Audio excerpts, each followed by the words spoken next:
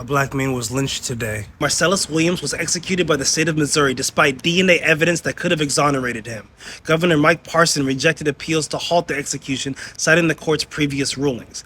Advocates, including the Innocence Project and Williams' legal team, argued that racism and unreliable witness testimony tainted the case. Despite widespread opposition and petitions from the public, the U.S. Supreme Court declined to intervene and the execution proceeded as scheduled.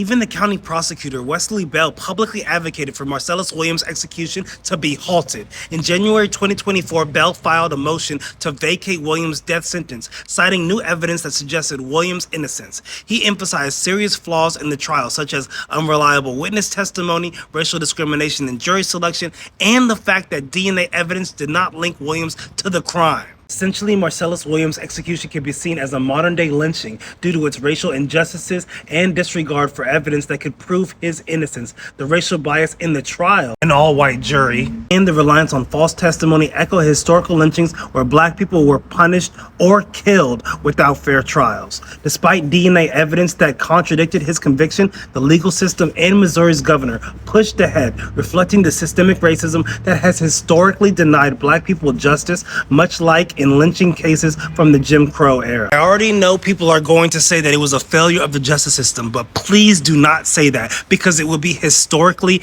and factually incorrect. Marcellus Williams' execution is the system working as it was historically designed, especially when viewed through the lens of systemic racism. The U.S. criminal justice system has long disproportionately targeted black individuals, often dismissing evidence of innocence and upholding racially biased convictions. Rather than a failure of justice, this case represents the continuation of deeply embedded racial oppression, echoing the patterns of control and punishment that have existed through slavery and through Jim Crow, where the justice system upheld white supremacy and subjugated black people. This is why we have to say Black Lives Matter, because the behavior of the United States government consistently shows us that black lives don't matter to them.